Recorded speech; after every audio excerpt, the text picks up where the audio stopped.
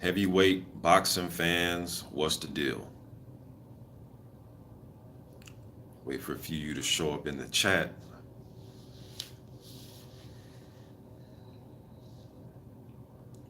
Talk about this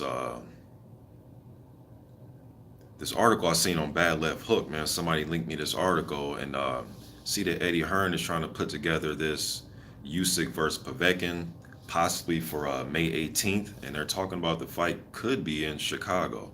All right, I will leave after this live. I'm gonna leave that article in the description box, and you can click it, read it, come to your own surmise about what you think about it. Rex Righteous One says it's worth the mention if it happens. Um, I'm gonna just jump right into this, man, and you guys can just, hopefully some people show up. Like again, this is my second video.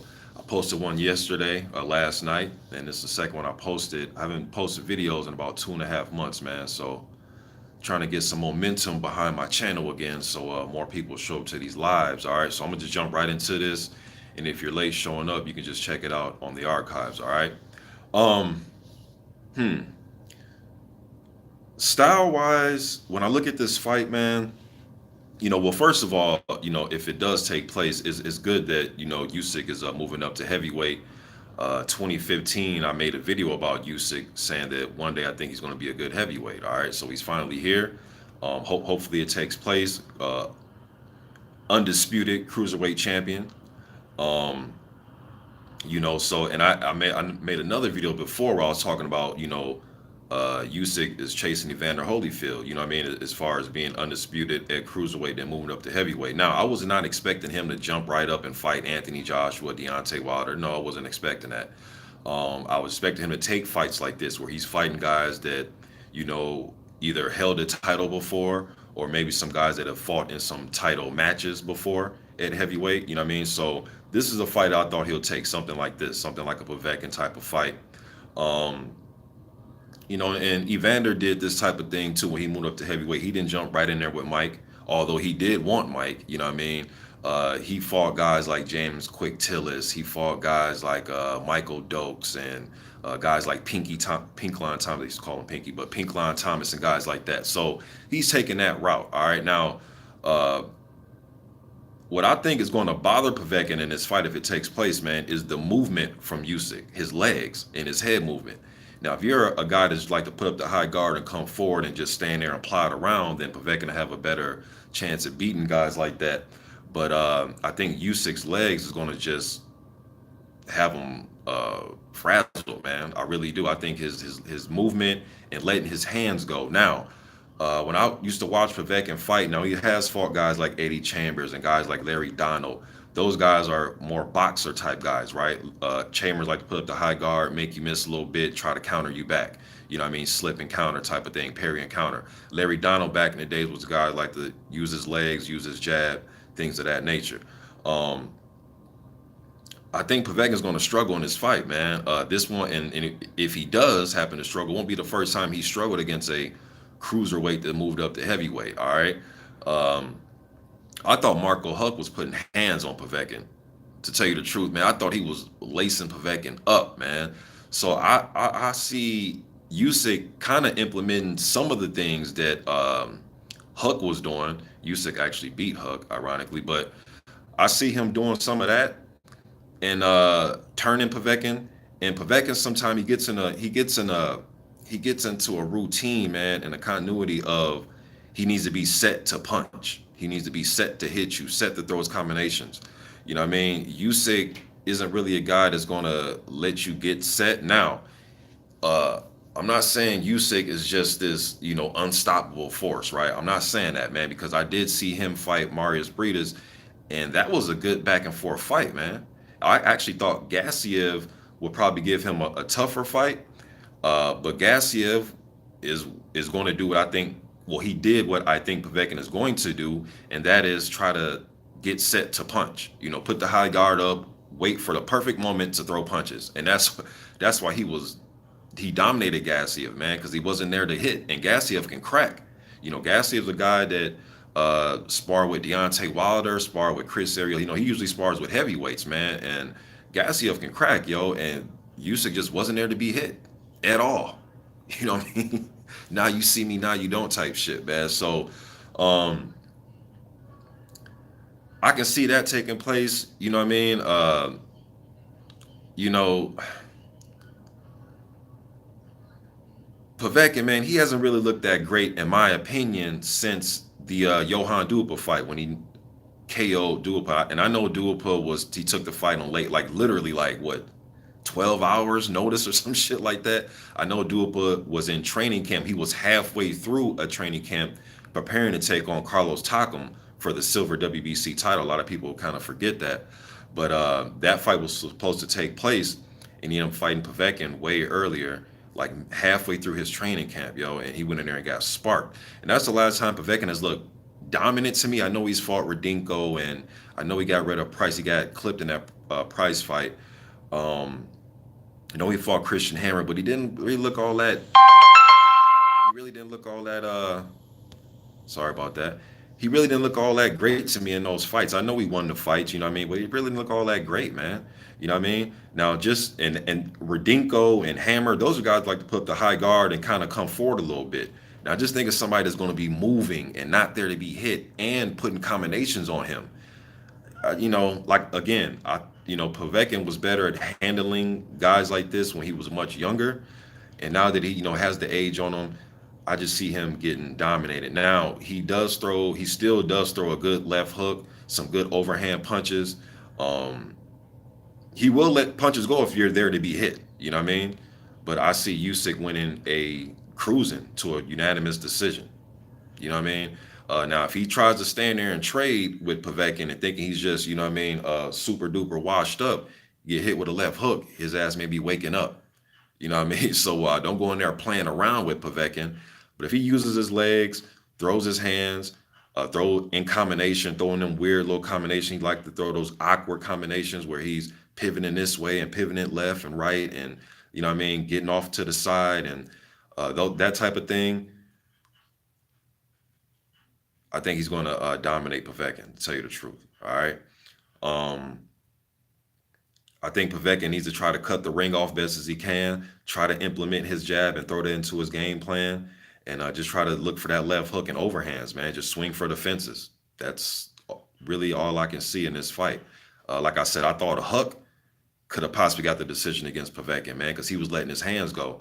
One thing Povetkin doesn't have to worry about is this time around is getting in there with somebody that's 6'6", 6'7", you know what I mean? But I think Usyk is trading that in the height and reach that Joshua had or Klitschko had. He's trading that in for speed, quickness, and agility.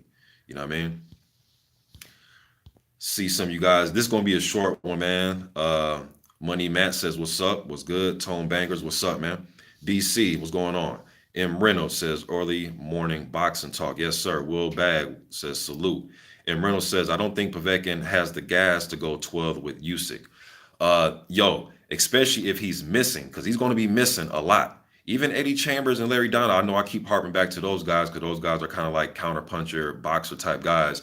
They're making a miss. Although he's won those fights, they were making a miss, and he looked. There were some rounds where he looking kind of spent a little bit, had to regroup, and since those guys wasn't really throwing nothing of significance, he was able to regroup. You know what I mean? Even in the Wak fight, when I watched that fight again, Povetkin won the fight. Okay, but Wak can be a punching bag sometime, man, because that dude can take some shots. But even in that fight, Povetkin, I thought if Wak would have just let his hands go and try to just hit back. I mean, Wak has a good right hand. I seen him destroy, or he knocked Christian Hammer out something nasty, man, back in the day. And I thought if he would just let his hands go, you know what I mean, he can possibly back Povetkin up. But even in that fight, Povetkin let some punches go, he'll back off a little bit. Let some punches go, back off a little bit. Carlos Takam is another one that had a good shootout with Povetkin, making a miss and counter. Now, he knocked Takam out, but if you go watch that fight, man, that was a pretty good, entertaining, back and forth, catch and pitch type of fight. Wool Bag says, "I think Usyk wins by UD." Same here. Rex Righteous One says, "About to click on the link. I can see this being a World Boxing Super Series special."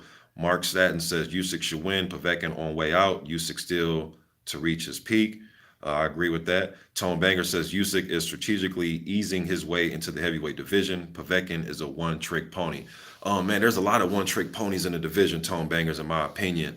The thing is, if you are one-trick pony, can you be great at that one trick that you do? You know what I mean? So I don't really discount guys that are just good at one thing. If you're really dominant at it, it's the other guy's job to stop it. You know what I mean? As far as easing his way in, shit, man. I mean, he could have eased his way in against a journeyman, and we'll be sitting here pissed off that he's fighting, you know, bringing Paul Butlin out of retirement or some shit like that. You know what I mean? Trying to dig up, or try to fight a guy like Curtis Harper. Although Harper did have a shootout with Chris Arreola, then he walked out the ring against before the fight even started against F.A. Jaguar. But you guys get what I'm saying. Or trying to fight Andrew Greeley or somebody like that, some obscure journeyman that 99.9% of fans wouldn't have a clue who the hell he's fighting. All right, so he could have picked a far worse opponent. Now I get what you're saying as far as easing, as far as the upper echelons of the division, like the top 20, top 15 type of guys. He is fighting somebody that's coming off a devastating knockout loss, his only knockout loss, and he's up there in age. So I get what you're saying. But he could have picked some way easier guys, man, to get his feet wet. And a lot of people are like, hey, man, he's getting his feet wet. He can fight a journeyman. He's getting his feet wet. But I do think style-wise, a good matchup. But I understand what you're saying, though. Let me see. See here. Sting Crow say he thinks it's a good fight. Agent 007 says Gassiev beat Lebedev. Yeah, he did. A lot of people thought it could have went either way, but yes, Gassiev did beat Lebedev. Yes, he did. And with that fight, wasn't that fight for 2 titles? Or I know after the fight, Lebedev still had one of the straps or something like that. That was just weird, man. I hate when a guy is like a unified champion and he puts one title on the line and he loses, but he still has the other title. It's like, dude, I don't view you as a champion. You just fucking lost. I hate, man, that is a stupid ass rule in boxing, man. JMJ 2121 says Mr. Boxing today was good. Man, life is good, man. St. Cruising, what's up, man? He says, good seeing you live again. Salute, bro. Salute to you, St. Cruising. Agent 007 says, but Povetkin did well against Joshua, in my opinion. Yeah, he even busted his nose. He landed some good overhands, you know what I mean? And then Joshua, to a lot of our surprise, I thought started to turn the fight around when he elected to use his jab and set Povetkin up. Because I think Joshua even knew, hey, man, I can't just have no just... Joshua said, look, man, I can't just have no all-out shootout with this motherfucker, man. I'm going to have to use my jab a little bit here. This motherfucker still crack a little bit. He broke my fucking nose, you know what I mean? So, yeah, Povetkin can still crack, man. Sting Crow says that's a good step up for Usyk. Mark Stanton says, who do you favor in Wilder Fury 2 and Joshua Miller? Let me get to that one. I'm going to get to you, Mark Stanton. I may do another video on that one, man, because I want to, this just won't be short. But yes, Mark, you do know I do have an opinion about that fight, about both of those fights. Agent 007 says, let's see how Ortiz does against Christian Hammer. Should be a good fight. I know Christian Hammer is going to come to fight. You know what I mean? He has a good, Christian Hammer to come to fight. It's just, will he be active, man? Because against Povetkin, he just wasn't active. It's like he was just fine with just going 12 in that fight. You know what I mean? Now, Christian Hammer is coming in on a high note. He did beat Michiel Wallace. Wallace is one of the, he was one of the undefeated German prospects out there, along with Ajay Kabayel, and there's a few other German prospects that's undefeated. But Tom Schwartz is another one. But yeah, Hammer put that pressure on Michiel Wallace, man. He beat the fight out of him, put that high guard up, and just came forward and beat the fight out of him. You know what I mean? So it's going to be a good one, man. I like Ortiz and Hammer. I'm going with Ortiz, but I like that one. Let me see here. Rex Righteous One says, if you're a moving fighter, you can last longer. In some cases, I think guys who like to move and outbox, I believe they do have longer careers than guys just want to come forward and blow you out. You know what I mean? I think the ticker on those pressure come forward guys, is limited. You know what I mean? They're exciting to watch, but and I've said this before, man. Even some of the greats like Joe Frazier and Mike Tyson, I just think that guys that fight in that style, man, you can only do that shit for so long, yo. You know, you can only do that shit for so long because you're there to be hit. Although you're trying to make a miss on your way coming in, you are there to be hit as far as how the distance between you and your opponent. And once your head or once any type of head movement goes out the window or your agility starts to slip or that type of shit, it's like you're dead meat, you know, fighting other top guys. Should look at a guy like Larry Holmes, man. He had crazy longevity. You know what I mean? Even now there are some guys that are the exception. Although Evander Holyfield wasn't a come forward pressure guy, he could put some pressure on you. And Evander never ran from a fight when he was in the ring. You know what I mean? So, but I think overall, though, man, I think that pressure, I think that type of fighting style doesn't last as long. All right, even though there's been some all-time great fighters that have fought in that manner. Um, Let me see here. Steen Crow says I think he knocks him out. St. Cruiser says Usyk got this, maybe even late round stoppage. Could be, man. Woolbag says I wish it was Usyk versus Ortiz instead of Usyk versus Povetkin. Hell yeah. Now I will say he is fighting a guy coming off a loss. You know what I mean? And Povetkin was a guy, man. I used to rate Povetkin really high when Wilder was going in, when Povetkin and Wilder were going to fight. You guys have been following me since then. I used to say going into that fight, I was like, hey man, this is gonna be a great win for Wilder if he can get it done. Because at that point in time, rewind back then, that point in time, I thought Povetkin had the second best resume in the heavyweight division, only second to Vladimir Klitschko. All right, but that was years ago. Let's fast forward now. We're in 2019. All right. But yeah, man, I wish Povetkin was coming in on a high note. I wish he wasn't coming into this fight off his only KO loss of his career. Um, but Agent 007 says I would still favor Povetkin over White. That'd be a good one, man. That would be a good one because the style they mesh really well together and shit Chisora, you can shit say his rounds. Now I know he got knocked out something crazy in that rematch with a left hook, you understand me? But besides that KO loss, you can say that the rounds that White and Chisora fought, them motherfuckers were pretty debatable, man. You know what I'm saying? And Chisora's a guy that has he's been in a lot of wars, man. And Povetkin only got stopped just that one time against Joshua. So shit, man. If you look at it like that in the style breakdown, Povetkin against guys that can match him, style wise, as far as they fight similar to how he fights. Unless he goes in here and just get blown out again, and it's like, damn, even guys coming up from cruiserweight is blowing them out. Unless something happens like that in his Usyk fight. Even him fighting guys, even after this Usyk, a guy like Chisora or Dillian White or Dominic Brazil or Adam Konowski or Jarrell Miller is still, or even a guy like Oscar Rivas, it still may be a good style clash. Arjun Gunnarby says, big man is the fight official. Yo, after this live, Arjun, I'm going to leave a link in the description box, man. You click on it. I just read it from badlefthook.com. Somebody sent it to me.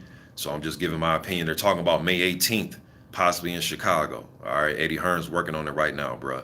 John Boxing was good, man. John Boxing, pound for pound the best, says, hey, you think the news is real? AJ Miller setting records. Man, I have no idea what record they talking about. What record did they set? Was it a ticket record or some shit? If it's in the Garden, I mean, you got to think of all the great fights that has happened in the Garden, though, man. So I don't know, man. Well, first, let me know what record you're talking about. I'm assuming you're talking about tickets, but man, there's been a lot of great fights in the Garden, though, man. Fanon Adon, what's good, man? He says, got that fresh cut, huh? Oh, yeah, man. I cut my own hair, too, Fanon. But, yeah, good to see Fanon in the building, man. Okay, Arjun Gunnaby says, big bro, have you ever seen AJ with the Fawn Sticks is laughable. He'll get smoked versus Fury and Wilder. Phil Powell says, I think it will be a tougher fight than you think. Povetkin ain't no pushover. It will be a long night for Usyk. Possibly, but if Usyk use his legs and put them hands on him, and he's not there to be hit, and Povetkin does this whole plotting, and I need to be set to throw punches, it's gonna be a long night for him.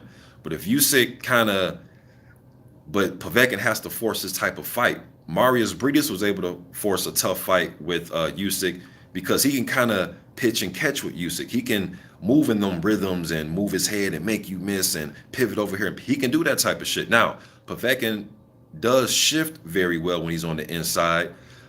Shifting means he can pivot and uh, throw punches as he's pivoting and turning. But again, that movement is underrated. That shit can throw you off your whole game plan.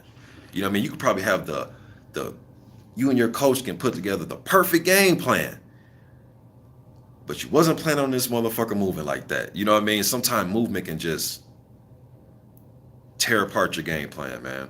Lewis Hitton says, good morning. What's up, man? What's up, Lou? All right, I don't know what the hell that is. George Rodriguez says, I don't like it one bit. Povetkin went through the motions with Hammer in a dominant display. Ortiz should simply do the same. Yeah, I think Ortiz, hold on, you said Povetkin went through the motions. I don't think Ortiz was going to go through the motions, especially if Hammer is coming straight to him to get hit. You know what I mean? Now, if Hammer starts to move a little bit and he just throws a monkey wrench, again, movement, if he starts to do that, then Ortiz may have to hunt him down. But if Hammer fights how I usually have seen him fight, I think he's going to put the high guard up and try to at least be right there. But it's going to be up to Ortiz to try to implement the type of combinations that'll break through that guard. Punch around the guard, through the guard, place uppercuts, straight right hands right through the guard, things of that nature. In my opinion, obviously, right? D. Obianuli was good, man. He says, Mr. Boxing, what's the deal? Boxing talk, man. B. Bryan says he's back. Yes, sir. Easy Band says AJ Miller pre-sale tickets record MSG all-time boxing record. Oh, if that's true, then shit, good for them, I guess. You know what I mean? But, what record did it break to be, if this is true, what record did it break to become the all-time record? There's been a lot of great historic fights there, man. But with me, man, to say the truth, I'm not really all into the how many tickets, and I'm not in all that shit, man. I just want to see, I just want to see some hands get thrown, man. That's just the type of boxing fan I want to see hands get thrown. But if it did break a record, I wonder what record did it break. Rory Tabori says, White versus Brazil is half rock'em sock'em robots, half hungry hippos. Man, you know what that fight was being talked about? That shit is so long overdue. When I seen the reports that it could possibly happen, I'm sitting here scratching my head like, man, me and other fans were talking about that shit a year and a half ago. That shit could have been happened a long time ago. And then shit, there were some fans saying, oh, that he doesn't deserve the fight with Dillian White, and this didn't deserve this, deserve that. And I'm sitting here thinking like, well, okay, you could say who doesn't deserve, but to me, what made the most logical sense was why didn't the WBC have the winner? Look, man, the WBC made 2 elimination fights. You guys remember this, right? They made Helenius versus Dillian White. Dillian White beat Helenius. Then they made Eric Molina versus Dominic Brazil. 2 WBC elimination fights. Stavern was already the mandatory. Ortiz was going to fight Wilder. So I'm sitting there thinking to myself, like, wouldn't it make sense if you have the winner of the 2 elimination fights fight each other? Yeah. But hey, it's finally most likely going to take place now, right? So it's better now than never, right? Mark Lawson says, I think Wilder versus Povetkin would be a great fight also. I think it would have been a great fight when they were first supposed to fight each other. Now, not so much. Not so much. Not in my opinion, man. And I was 50-50 with that Povetkin Wilder when they were supposed to fight the first time. I was 50-50. Wilder, man, for those of you that's really been following me, you know that Wilder has grown on me over the years, man. You know what I mean? Should I pick Stavern? Yes, I know. I picked Stavern to beat Wilder in their first fight, man, because I didn't think Wilder had a back foot game, man. I just didn't. I just seen dude, this awkward ass defense and tall and gangly, and I didn't think he had a back foot game, and he proved me all types of wrong in that fight with Stavern. I thought Stavern would put up the high guard. I thought he'll get past that jab. I really wasn't a super duper fan of Wilder's right hand at that point in time, and the dude proved me wrong, man. He proved me wrong. I was wrong on that prediction.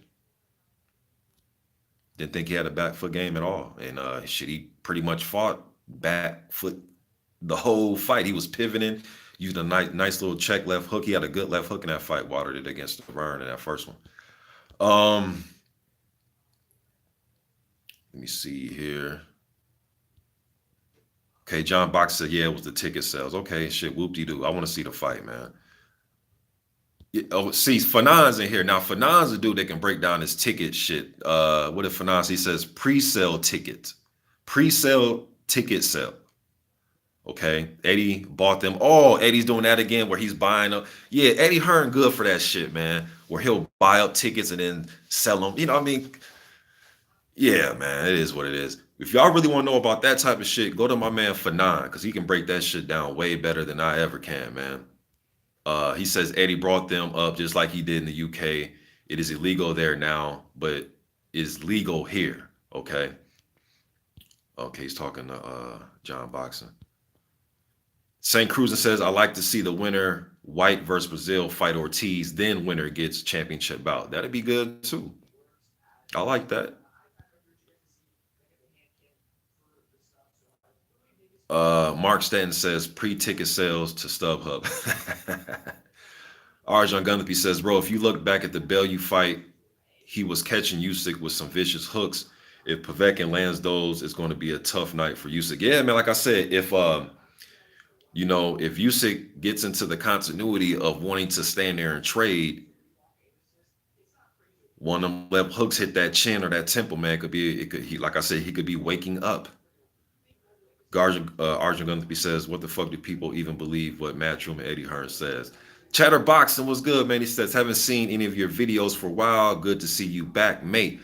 Chatter, that's because I haven't been uploading, bro. This is my last night I uploaded, and this morning I've uploaded. It's my first my last two videos, the first time me uploading in about 2.5 months, man. So yeah, I haven't been you haven't been missing them. I just haven't been making them. You know what I mean? But I'm back now. D. Obi Newley says, I was 2 years ago about Big Baby being the future. This is his time. Yeah, man. A lot of us, not just me, but a lot of us fans, been talking about Big Baby for years, man. So uh, it's actually a joy to see Miller get a title shot. You know what I mean? I want to see these now. I know a lot of fans say that this guy didn't deserve it. This guy didn't deserve this. This guy should have fought this. Then the winner of that gets the title shot. And I understand that point of view, but at the same time, man, uh, everybody can't fight in those type of fights. Somebody got to get a title shot. And to me, I wanted to be a fresh guy. You know what I mean? Now, there are some guys that have a loss on their record that are bad motherfuckers like Luis Ortiz. You know what I mean? But I like when these undefeated up and coming guys get their shots, man. Larry Holmes was good at giving undefeated guys shots at titles. Um, you know, Witherspoon and Snipes and Marvis Frazier and all them type of dudes, right? He was great at giving undefeated guys title shots. I believe was David Bay undefeated when he fought him. Bay was undefeated when he fought him. Then Vladimir Klitschko was the same way. You know, Francisco Pianata when he was undefeated got a title shot. Marius Wack, Povetkin, um, Pulev, Bryant Jennings, Joshua, or Tyson Fury. You know what I mean? So, well, he didn't give Joshua a title shot, but you guys get what I'm saying, though. You know what I mean? So I like when these dudes, when the undefeated up and coming guys can get title shots. You know what I mean?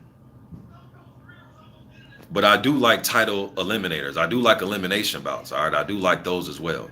But shit, everybody can't fight in them. Somebody got to get a shot. And to me, I wanted to be a fresh guy that's undefeated on his way up. Got some, he got some steam behind him. He's hungry. You never know what can happen, man. Arjun Gunnapy says, thank you, Mr. Boxing Day. I couldn't give two shits about numbers. I want to see a fight and appreciate the boxing. I could care less if it was the only person in the room watching the fight. Yeah, me too, man. Now, I do like to hear the breakdown of some of that shit about the ticket sales and all that. I'd like to hear it sometimes, but for the most part, when y'all gonna fight? You know what I mean? Like, that's my thing about it. But it is interesting to hear, buying tickets up and selling them on the back end, all that type of shit. It's good to get that news as well. George Rodriguez says if Eddie did buy them up, it is simply a business ploy getting the public to feel as though they need to purchase in general. So the mindset the tickets are going fast creates a sense of urgency. Yeah, that's true too. That is true. Like, damn, the tickets all bought up. Well, shit, I get what you're saying. M. Reynolds says Brazil will bang with White for sure. In the end, I just think Brazil is too slow. Me too, man. All the heart in the world, but slower than a motherfucker, man.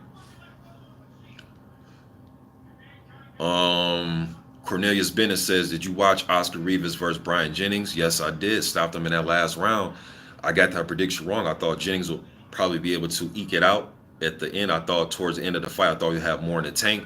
Mainly because I haven't really seen Rivas in one of those type of dog fights. Now, I did see Rivas fight, what was the guy he fought? That I actually thought the fight could have been a draw. What was the guy's name he fought up in Canada? Silveira Luis. Go watch that fight, man. He was, there were some rounds he was boxing Rivas ears off, yo. You know what I mean? And then since Rivas, now I know Rivas did beat Pulev in the Olympics, and I have watched Rivas. I seen him was it Jason Gavin? Put him to sleep with a right hand, man. Something nasty. Something nasty. First round knockout too. You know what I mean? But that was a good scrap. It was a good scrap.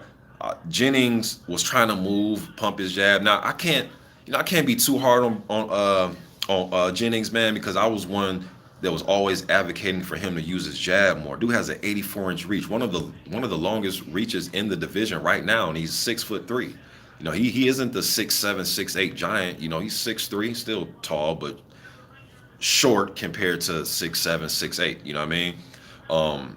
So he was doing that a little bit. I thought he could have let his hands go a little bit more, but Rivas stayed patient, stayed stalking him, stayed in his face, stayed with a tight high guard, didn't get unraveled by anything Jennings was doing, and found his opportunity and got him up out of there, man.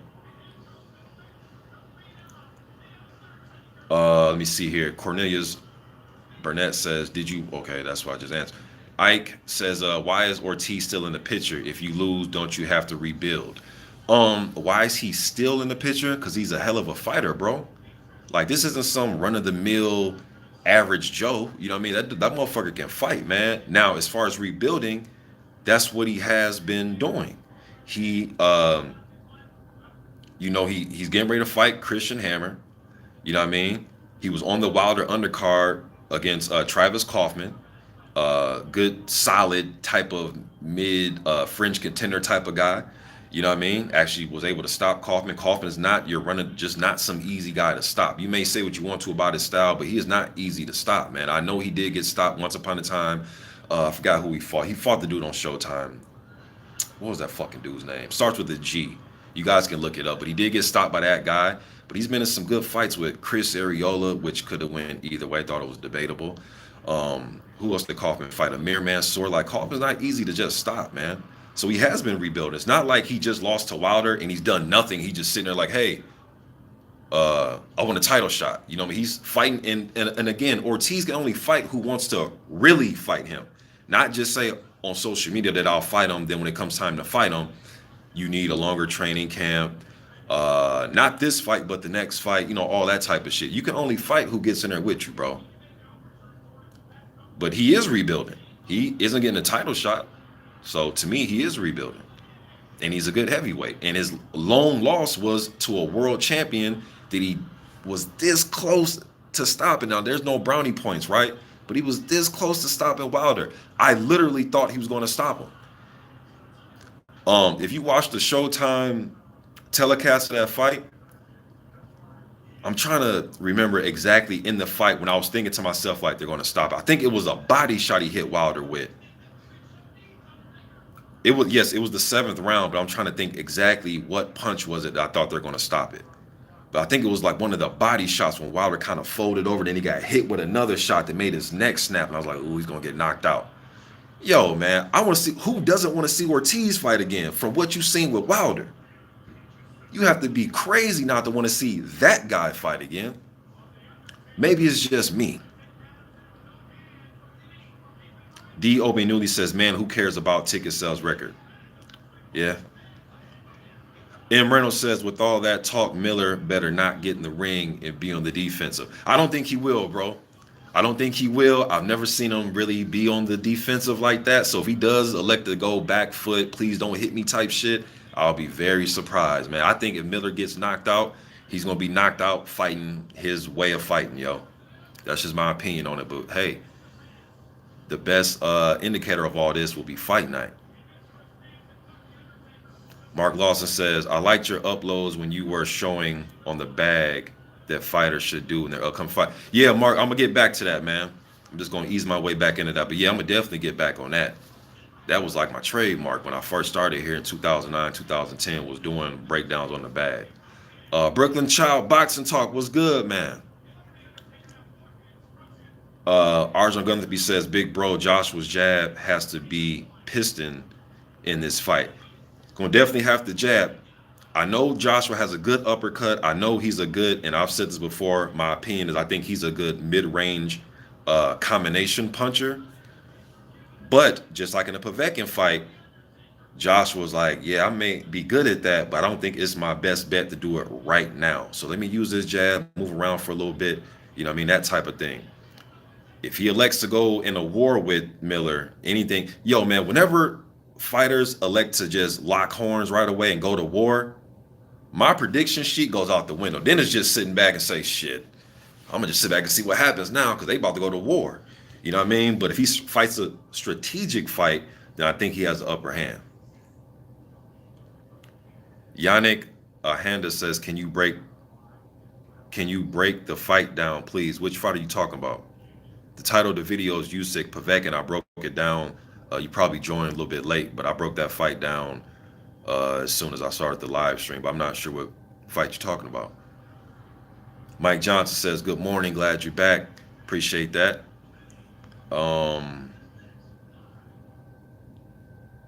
I think I went up on the comments. All right, let me see here.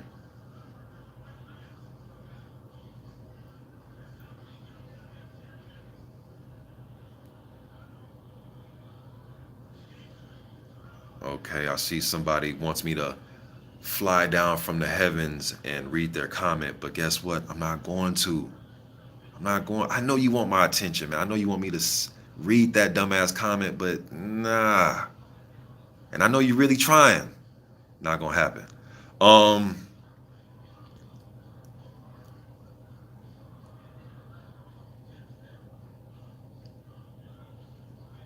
Andy Sarmiento, he says, "My boy Andy Ruiz Jr. can do a better fight with Joshua. Miller is so slow."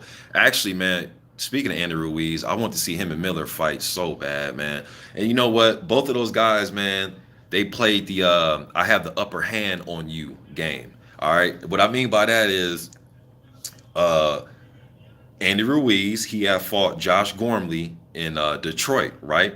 He fought him in Detroit. Miller jumps in the ring. It was after the fight. He beat Josh Gormley. Ruiz did. Miller jumps in the ring, grabs the mic, gets all in his face, talking shit, blah blah blah blah. They were trying to get a fight with each other. I actually did a video on it. But Ruiz knew that he had a Joseph Parker title shot, so he kind of was like, you know, who have you beat? I'm about to fight this guy. I'm about to fight for a title. Okay, now fast forward. Now Miller's in the driver's seat, and like a month or so ago, Ruiz was coming out saying he wanted Jarrell Miller. Maybe it was a little bit longer than that, but come out saying he wants Jarrell Miller, and Miller is in position now to get his title shot. And he even came out and said that you're not even ranked, you're this, that. And I'm sitting there like, well, damn, Jarrell, like he only lost one fight in a close debatable fight in a title match. You know what I mean?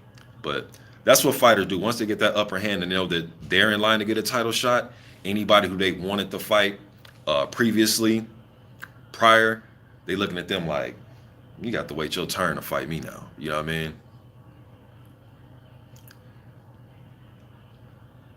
Man, really want me to come down and address you, don't you, man? Marcus Johnson says, I hope that Miller doesn't pull a Kevin Johnson and do just enough to survive without trying to seriously take chances to win. You know what, Marcus, man, Marquise, I don't think Kingpin and Miller to me have different mindsets and different styles in the ring. Kevin Johnson's the type of guy he wants to fight slick and make you miss and use the jab and give you the left shoulder and roll on the punches and pop shot you here and there.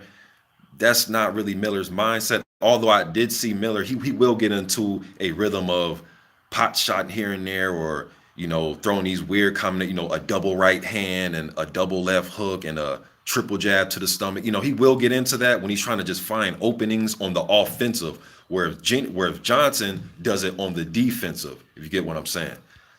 But I know what you're trying to say. You don't want to see him fight like that. I don't think I'll be surprised if he fought like that, man. Ike says y'all sleeping on AJ star power. Nigerian Americans are excited about the MSG debut, and folks are coming down in droves from the DMV. Well, bro, I haven't. I don't. I'm not really privy to what a lot of the Nigerian fans here in America feel. But if you are Nigerian, then okay, I see that you're very excited. And but I haven't really talked to a drove of people, Nigerian casters saying that anything about the fight. You know what I mean? But I don't think I'm sleeping. Me technically, I don't think that I'm sleeping on his star power over here because you have to fight over here first. Now they're scheduled to fight, but let the fight get done and let's see how it's received and let's look at the aftermath of it. You know what I mean? But you gotta let that New York media get a hold of you and that LA media get a hold of you. And yes, I know Joshua has came here and he's been on ESPN and all that type of shit. You know what I mean? But all that popularity and all that, man, like, I mean, yeah, whatever, man. I'm more of a just, let's just fight, man. I'm not with all the who's more popular and whatever, man. Let's just fight. Mike Johnson says, got my eye on Darmani Rock. He will go far in heavyweights, need to lose weight. I like Darmani Rock, another guy who I've done a prospect watch video on. Um, Quick hands. He was the Olympic hopeful. He was supposed to represent us in 2016. He ended up losing in the Olympic trials to Marlo Moore. Marlo Moore is a Bay Area fighter who is working with Virgil Hunter. You know what I mean? So I like Darmani Rock, man. Seen him fighting the amateurs. Seen covered, did post fight breakdowns of his few of his pro fights. You know what I mean? Rock Nation. I like Darmani Rock. Quick hands. Um, Let me see here. Let me see.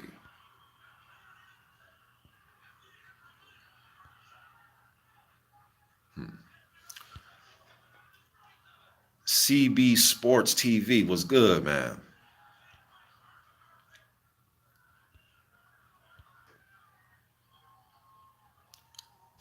CB Sports says, "Where you been? Chilling, man. I still be on here. I just haven't uploaded, bro. One thing you gonna have to realize with me, CB, is I've been on here since 2009, 2010. People has been following me since then on my first channel, my Mr. Boxing Today. This one's Mr. Boxing Today too, but my Mr. Boxing Today channel, I do this sometimes, man, where I on that channel, bro, I took 2.5 years off without making a video. You know what I mean? So sometimes, man, I have to get motivated again, man, and get that to just do the videos. But I'm still watching these fights, man. Still watching my old school fights. Like I said on the live stream yesterday, I just watched the Ali Frazier trilogy again. Um, After this, I am going to probably watch some old fights when I get off of here. You know what I mean? But no, I'm still here, man. I still watch channels I've been sub to for years. I'm still on here watching guys' channels and doing that type of thing, man. But sometimes this shit just gets boring. To tell you the truth, bro, it just gets boring sometimes. And interacting with y'all is cool, but just making a video, editing, and all, I just wasn't feeling like it. But I'm back now, and one thing I don't like to do, bro, even though you can make some money on here and all that type of thing, I don't like to force videos, man. You know what I mean? I don't like to force videos. But yeah, sometimes I take a month, 2 months, I'm not gonna do the 2.5 year thing again though. But that was mainly because this is when that Pacquiao Mayweather shit before they fought, and man, that shit was a headache, bro. I used to do videos about fights that had nothing to do. It'd be a fucking Povetkin versus Marius Wack post fight, and people were talking about Pacquiao and Mayweather in the comments section. Man, that shit just made me sick of YouTube.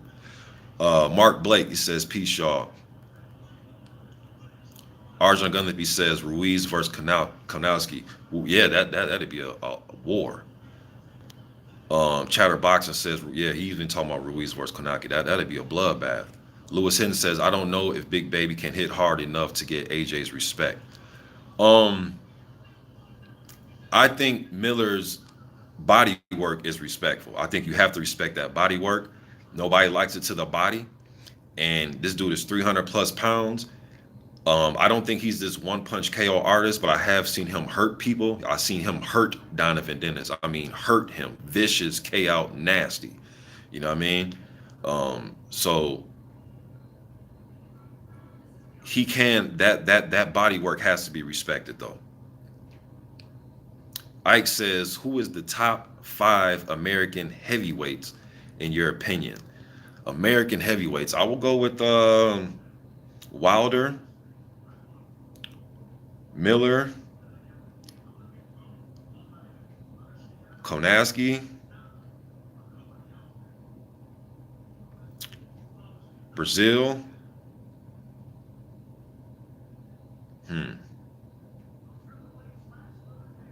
I don't know about that 5th one right now. That's all top of my head. I can't. Let me see. Wilder, Miller, Konaski, Brazil. Shit, Martin fought Konaski pretty tough though, man. I thought he lost the fight 6 rounds to 4, but he fought him tough. And I know Martin has a fight coming up with Gregory Corbin as well. Jennings was up there. Shit, he got beat by Rivas. You know.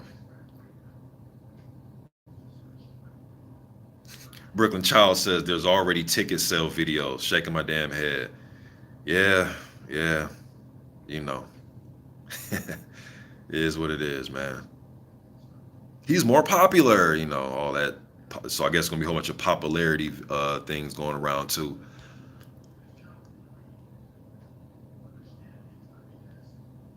Brooklyn Child Boxing says Jarrell Miller is getting knocked out. He is not battle tested. Um, but he knows how to fight. Now, has he been in wars? Nah, ain't been in no war yet. But he's beat Gerald Washington. You know, he beat past it Tomas Adamek, who was a light heavyweight and cruiserweight title holder at one point in his career. Good light heavyweight. Um, Beat Duapa, beat Marius Wack. So he's beat some former title contenders. Shit, he ain't, you know, he's doing what a lot of other dudes are doing, beating former title contenders and beating fringe contenders. Has he been in a war? No. But the dude knows how he's been in shit. He was in a Klitschko camp early in his career. I believe Miller was in that. I have footage of Klitschko Miller sparring. You can type in Klitschko versus Miller. That video will pop up. Jarrell Miller gave me the footage. I uploaded it. And Jarrell was sparring Klitschko when he was 2-0 as a pro. He was getting Vladimir ready for his fight with David Hay, I believe. Miller also had a kickbox career, so he's just been in combat his whole life, though, man. You know what I mean? But I get what you're saying by battle tested at the elite level, been in wars like that. But I mean, who else should he fight to get ready for Joshua? You know what I mean? Who will get you prepared for that? You know, who will get you prepared for that? Joshua Spencer says never been a fan of Miller. Brooklyn Child says they are okay. Let me see here. Mark Lawson says if AJ doesn't step up in the Miller fight and he looks bad, his stock will fall big time. Yeah, you know, if a guy goes in there and look bad, not just Joshua, but anybody, but specifically Joshua, yeah, you're gonna have people saying, "Oh, he ain't that good." You know what I mean? But to me, the way I do it, man, every fight ain't gonna be no motherfucking cakewalk. Every fight isn't, well, it shouldn't be set for you to look spectacular. You know what I mean? You gonna have shit. Some fights you might struggle with a motherfucker. You may have to do what, you know. Lennox was smart at that, man. Lennox would say, I'm not about to get in a fucking war with David Tua. I'm about to use his jab. Hey, y'all can boo all y'all want out there. I'm not about to get into no the continuity of having some slugfest with this motherfucker, man. For y'all enjoyment. I'm gonna use his jab, get on my bike, and I'm gonna be cool with a unanimous decision. You know what I mean? So what I'm saying is some fights are not set, they're not set for you to look spectacular. You know what I mean? Shit, look at my man Deontay Wilder. And a lot of his, not a lot, but in some of his fights, man, he don't look spectacular. Now he gets a spectacular KO and closes the book on the fight, but leading up to them KOs, sometimes he don't look spectacular. Like, he didn't look spectacular against Spilka. Spectacular knockout. You know what I mean? Highlight reel. You know what I mean? Poster material. But he didn't look spectacular. Not to me. Gerald Washington fight, them first few rounds, didn't look spectacular. You know what I mean? But got the job done though. That's the big thing, right? Um Triple H 1200, man. He says once Joshua stop, his forward momentum is going to be Brazil 2.0 beatdown. Gotta stop it first though. Cause Brazil's momentum was high guard. I don't know what Brazil was doing, man. Trying to show how tough he was, trying to show that he can take a punch. I don't really know what he was doing. But his thing is he likes to headhunt, whereas Miller is going to come forward. Now, momentum is momentum, whether you're a headhunter coming forward to the body. I do understand that.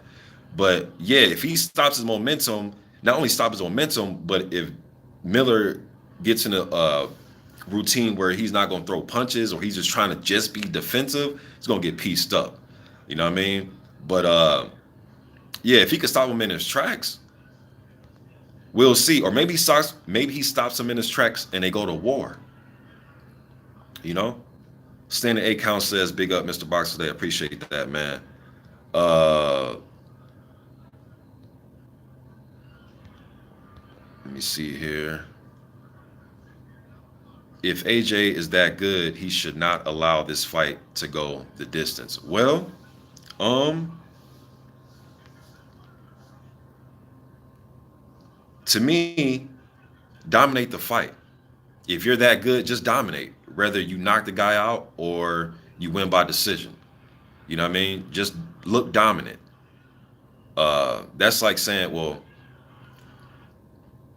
you know, look, man, you're not gonna knock everybody out, yo. You know what I mean? If he knocks him out, good for him. But if he don't knock him out, as long as he dominates the fight and easy work, 12 rounds, to me, his stock won't.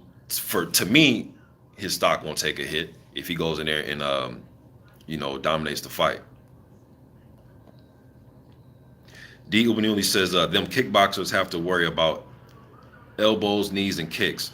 They're more durable than boxers. This is a tough fight for AJ. I think it's going to be a lot tougher than people think, man. They just look at Miller's weight and say, oh, he's fat. And I'm sitting here scratching my head like, you do know that Miller's been big his whole career, right? Like even in the amateurs. It's not like he just gained weight and he used to be this skinny guy. No, he's always been this big, man. So he knows how to fight being this big. Now, could he lose 20, 30 pounds? Look, man, I used to do, when I first started doing videos on him, I did say that, hey, man, I think this dude should fight more like at 250, 260. You know, but he's like one of them NFL dudes, man. He's like one of them linemen where you look at him and say, man, this big motherfucker gonna be slow. Then you see the dude got nimble feet, quick, you know what I mean? And that's kind of Jarrell Miller. But look, man, all this will be answered on fight night. Thomas Till says, "Sup, Mr. Boxing, will you be looking to attend the AJ Miller fight or the potential Fury Wilder 2 fight, which could potentially be a few weeks apart?" I'm gonna try to go to one of them. I wish, man, and I'm hearing they're both going to be on the East Coast. Nothing against the East Coast. Shout out to the East Coast. But man, if I take a vacation, man, I want to go to the West, man. I want to go to Vegas or LA. The first fight I went to was a great, fight, Fury and Wilder. But I'm gonna try to make it to one of them. Most likely to be the rematch, because to me, as a fan, even though it was a great evening, great event, it was a draw. You know what I mean? Despite who you think won, factually, technically, on their record, under the draw column, they have a mark there. You know what I mean? So I would probably pick that one over AJ Miller. But I do want to see, yo, when AJ was going to fight Klitschko and they were rumored for it to be in Vegas, I was going to go to that one. I was going to go to AJ versus Klitschko. When they were rumored for it to be in Vegas, I was going to go. I was waiting for them just to drop the date and the tickets. You know what I mean? And shit. I wish it was, man, because that fight they had was a great fight.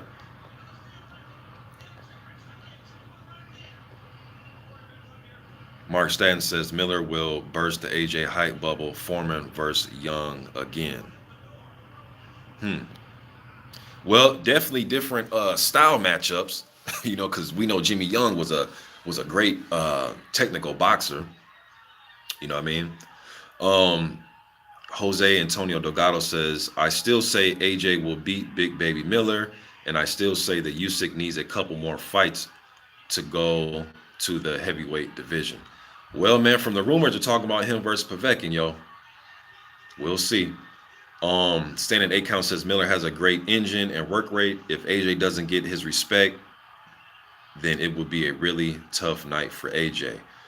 Triple H 1200 says, I don't see a guy lasting long term coming forward with a high guard on Joshua with him unloading combos on you. Yeah, because Joshua's good at being able to punch around your guard.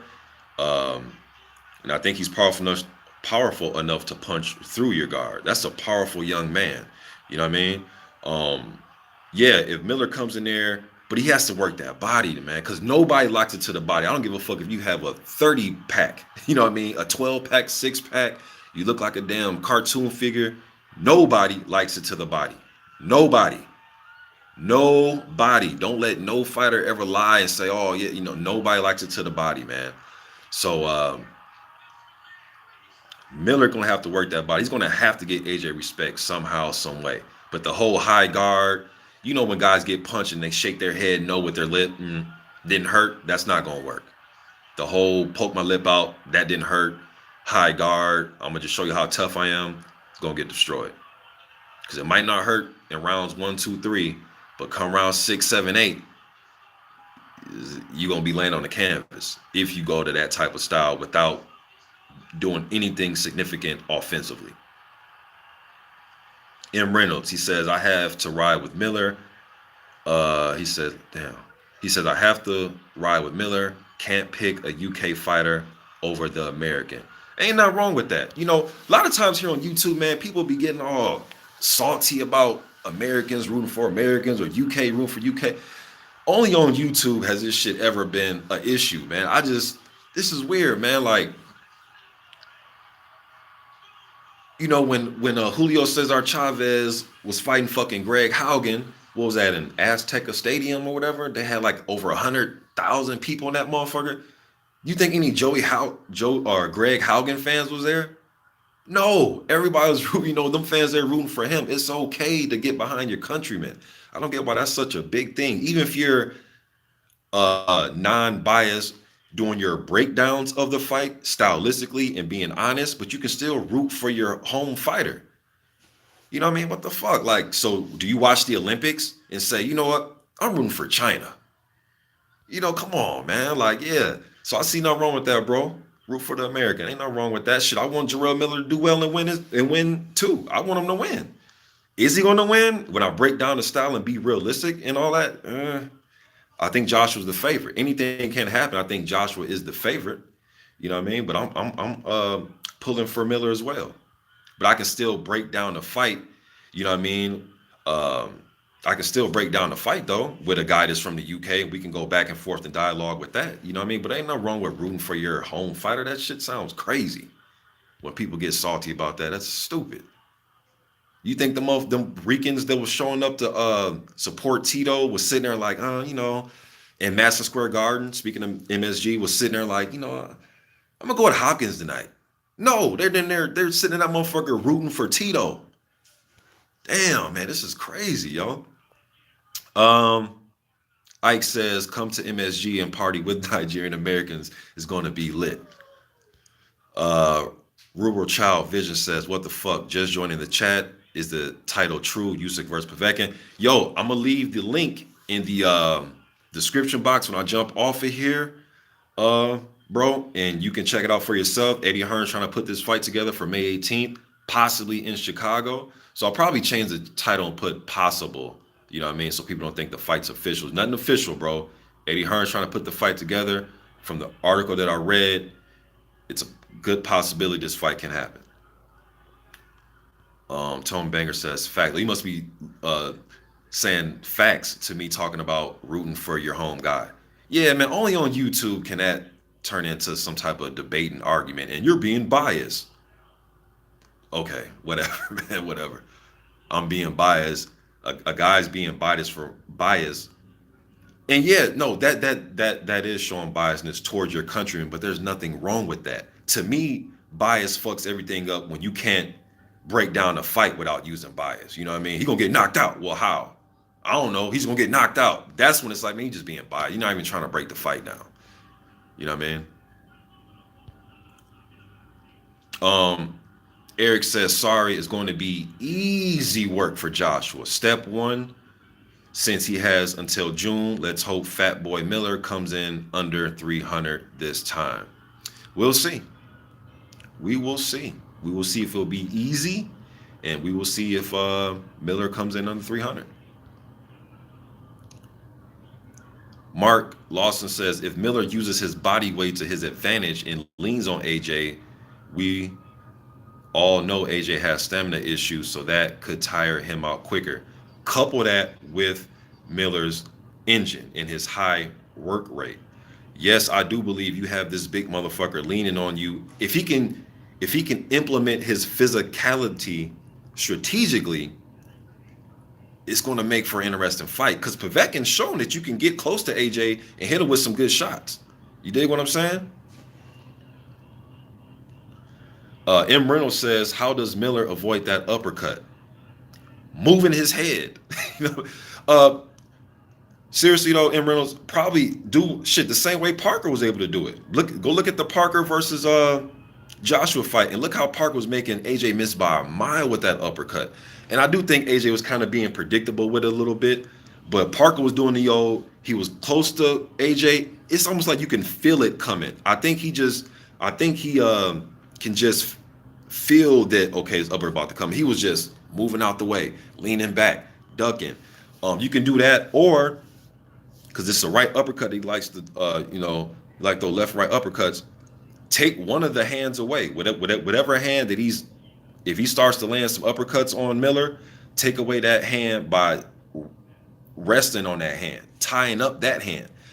I remember when Holyfield fought Tyson, and the way that Holyfield took away Tyson's, I know it's a different punch, but the way he took away Tyson's left hook, he just wrapped that motherfucker arm up and just kind of fought him to where Tyson, if he did get the left hook off, it'd be smothered because Holyfield, just the way he was fighting him. You have to smother AJ, smother him. Miller has to know he's not going to win a fight fighting from the outside. He's going to have to smother him, get in his chest, take it away by getting in his chest and making him go backwards. But just sitting on it, man. I mean, not literally, but you know what I mean. Sitting on it as far as knowing it's going to come and just take it away, man. Be physical. Ike says, what do you think of Michael Hunter? Good fighter. Good, tough fighter. You have to fight with Usyk. He went and beat... what's the cat from the Congo that he just beat, man? Oh, it's going to piss me off because I did a prospect watch video on the guy. Alunga Bakoli? Yeah, Martin Bakoli. He just fought him, right? Not so long ago. He beat him, and then he beat, he beat him, and then he beat, what's the big dude? The big, tall dude, 300 pounds, 6'8" dude that he beat. Ustinov, and he beat him. Hunter comes to fight, man. That motherfucker comes to fight. He has fighting in his blood. Go watch his... If you heard of his father, go watch Michael Hunter Sr. Go watch the fight with Pinky Thomas. You know what I mean? His dad could fight, yo. His dad was one of them type of dudes that they'll bring in for a highly touted prospect or a former title holder guy that's trying to work his way back. They'll put him in there with Michael Hunter Sr. and Hunter will give him a run for their money if he didn't beat him. You know what I mean? So, and I know Michael Hunter Jr. is also working with Hakeem Rockman, so he has the former champ in his two-time champ in his corner. So I like Hunter, man. I want to see him, you know, should get some good fights.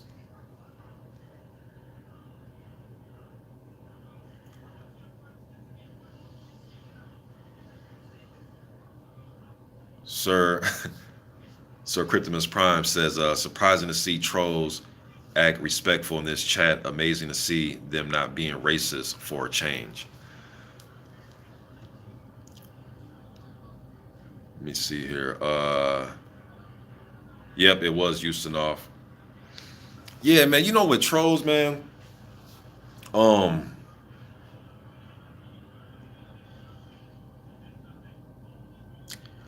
Trolls are trolls, man. I just been on here for so long, man. It's just I'm used to just vile and caustic atmospheres, you know what I mean? So I'm kind of just used to the shit now.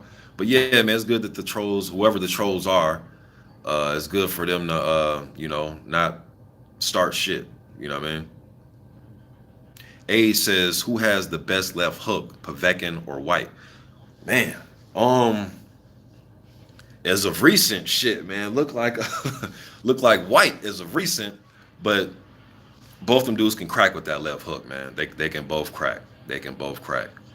I wouldn't want to get hit by either one of them, but they can both crack. That left hook that Povetkin knocked Duop out with was something vicious, you know. But as of late, man, it looked like White left hook is on point because he put Chisora to sleep, and he put Lucas Brown to sleep.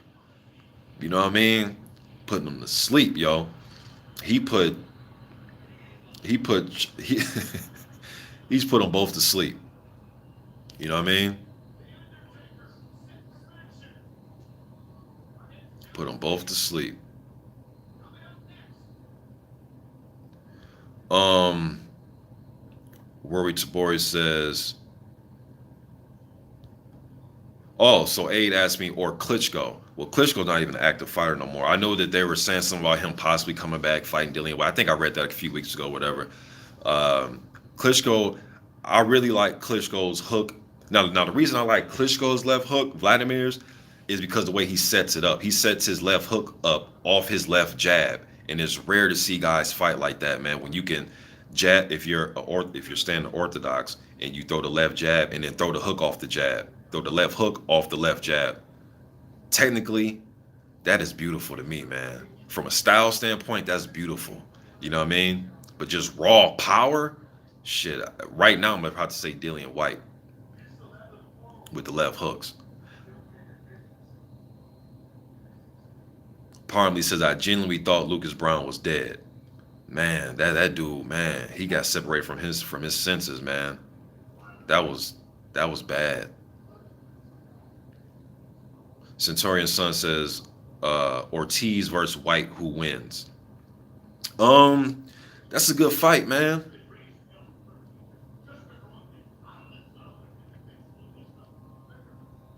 I may favor Ortiz in that one. But then there's that look, man, when fighters get up in age, I'm always sitting back thinking, now I'll break it down style wise if you want me to, but just off the top of my head, I'll favor Ortiz. But if you want me to break it down style wise, I can do it real quick. But I always take in consideration when guys are getting up in their age is like, when is this guy going to just get old on us all of a sudden? You know what I mean? D. Obi Newley says the Rev did Chisora dirty, which made Chisora rush into that White left hook. Eric says thoughts on Mansoor versus a Jagba fight. You think Amir will come harder and redeem himself from last fight against Philippe? Or do you think Father Time got him? Yeah, I brought that up in my last one, Eric. I think that now this was the 2014 version of Amir Mansour fighting F.A. Ajagba this early in Jagba's career. I may have to favor Amir, man. You know what I mean? But that fight with Gerald Washington, even the fight with Dominic Brazil, the fight with Travis Kaufman, Cunningham, the fight with Sergey Kuzma, even though it was stopped, but he still suffered a nasty gash on his face.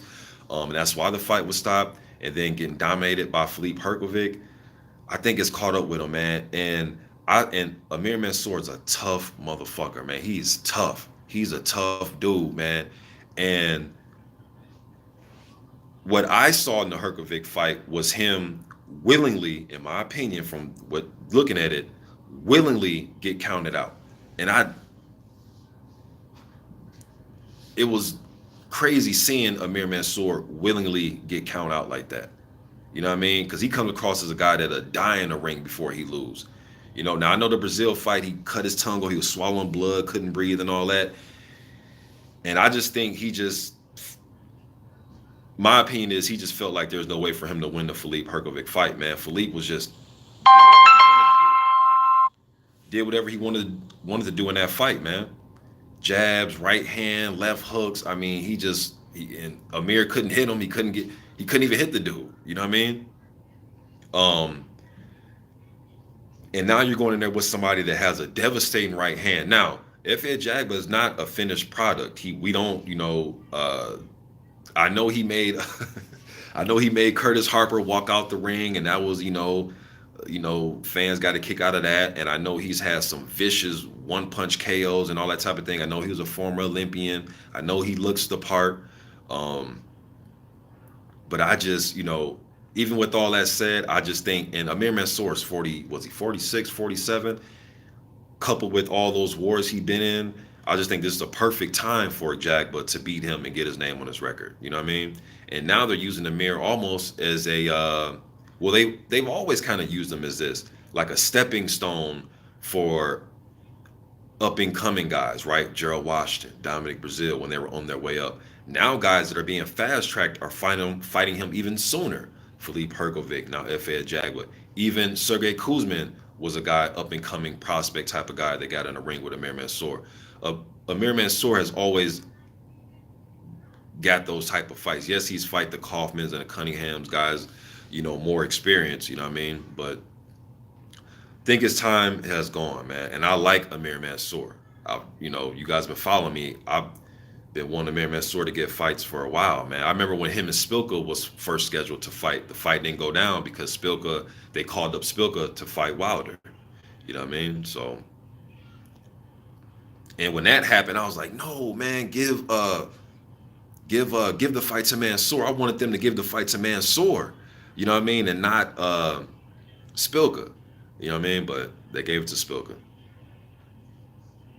And thinking about it, Spilka's probably like, shit, after the fight, like, I wish they would have gave this shit to Mansour.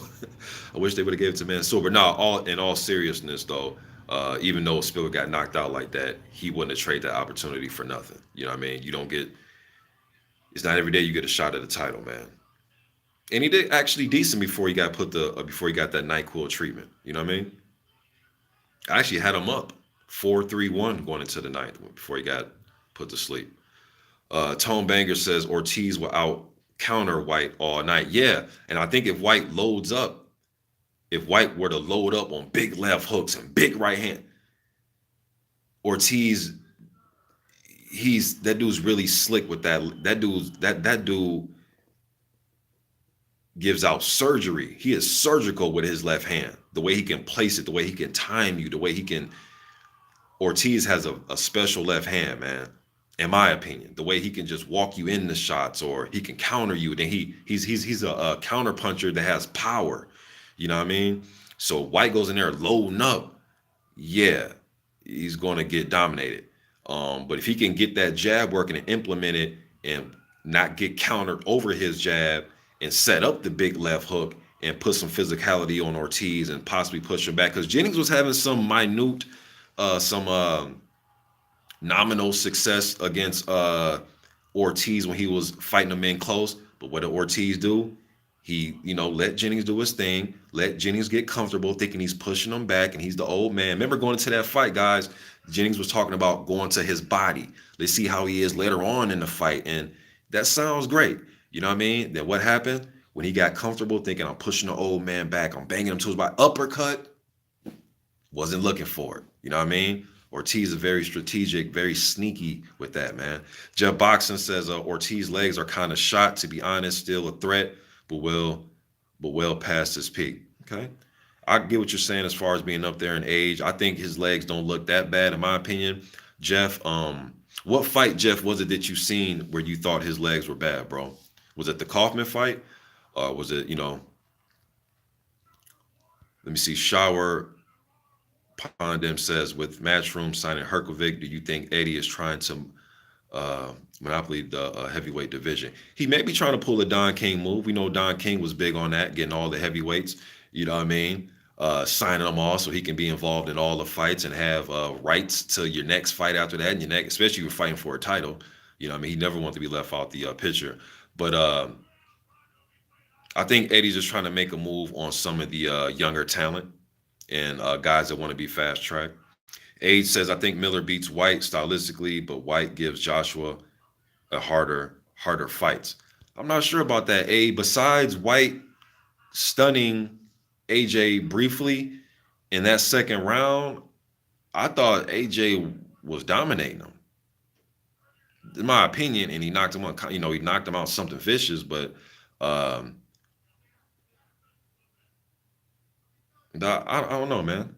But hey, the good thing about this, we'll see. Then after the Miller, or after the Miller fight, we'll see. We'll see if who gave Joshua the tougher fight. Rural Child Vision says a Jagba knocks Mansoor out. I think he's gonna knock him out too, man. So that Tone Bangers, he's on one accord with our opinion that Herkovic, I'm sorry, not Herkovic, but FA Jagba is gonna beat Mansoor. And Tone Bangers also said Herkovic showed us Mansoor's decline. Yeah, it's like he couldn't get nothing going, man, nothing going. And Herkovic with that little herky jerky in and out, using his jab, kind of fighting in a Vitaly Klitschko esque type of style. He couldn't do nothing with it, nothing. M. Reynolds says I want to pick Ortiz over White, but it's hard picking a fighter after being knocked out by Wilder. Yeah, Wilder does something to you, man. He does something to you. Uh, but one thing I can say though, Ortiz hasn't looked as on the he hasn't looked as bad as some of the other guys that's been knocked out. Cause Spilka went in there and he got dominated by Canals, got ran through by Adam. Um, Gerald Washington, uh, I know Gerald Washington, he did fight John Wesley No Fire. He got that victory under his belt, but he didn't look, wasn't like some that I can remember. It wasn't like some huge domination, you know what I mean? Then he went in there and lost to Adam. Johan Duopa, again, he did fight Povetkin and got knocked out by Povetkin, but he came in way out of shape in that fight. He was actually training for a fight against Takum, and he took that Povetkin fight on like 20 hours, something like that, like 20 hours notice, man. The dude was in there fighting in a pair of K No, but I think he had a pair of Asics tennis shoes on. He didn't have proper gym boxing equipment, yo. You know what I mean? But he wasn't even all the way good shape for that. Now he got knocked out by Povetkin, but he wasn't even in good shape. He was in the middle of his training camp training for Carlos Takam. He had like a month and a half out from that fight, and it showed that he wasn't in shape. Who else did Wilder spark out? Duopa went on to have some success though after he lost to Wilder. Duopa knocked out Robert Helenius, took his title away from Helenius, stalked Helenius, and got him up out of there. You know what I mean? I know some other guys too, but yeah, man, getting knocked out does do something to you. It's just how do you respond? You know what I mean? Mark Staten says White knocked Parker down too with it as well as having AJ on Queer Street. White left hook is as good as Frazier, and I generally think he is a bad boxer, but his power is real. Well, he's definitely a powerful man, but you put him in there with a category with Joe. Now I know you're just talking about left hooks. I know that you're not saying he's a greater fighter than Joe Frazier. I know that you're talking about left hooks. All right. White has a powerful left hook. You know what I mean?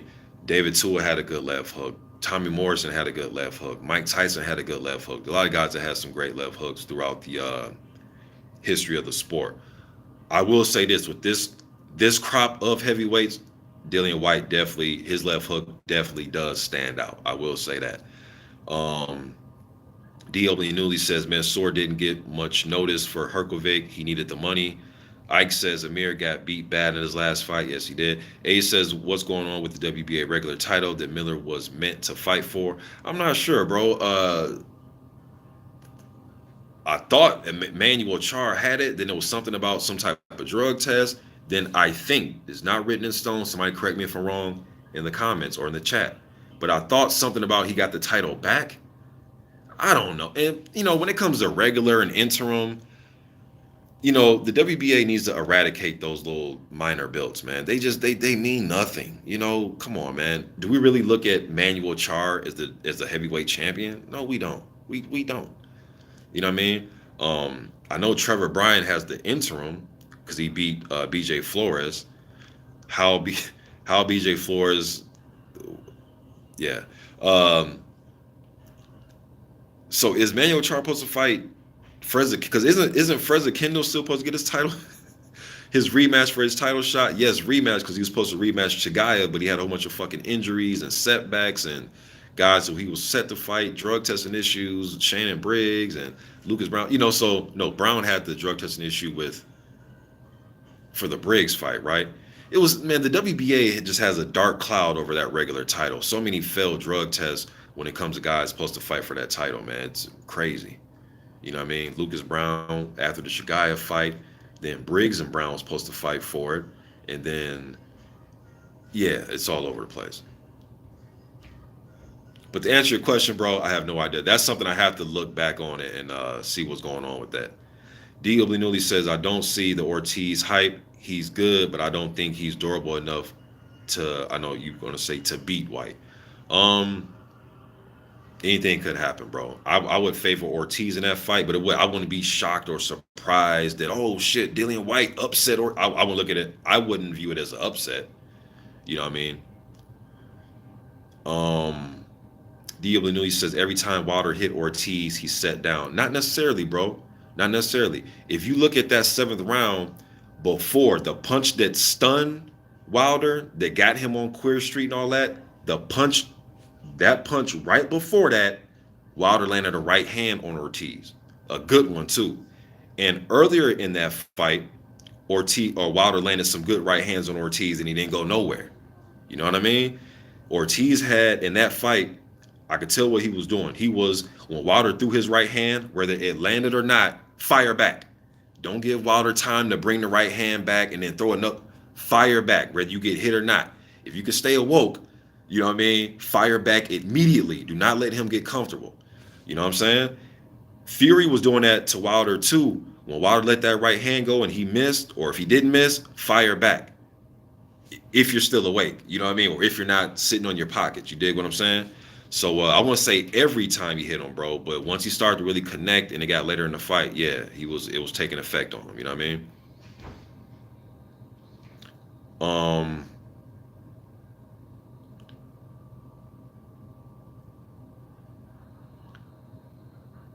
James Coleman was good, bro.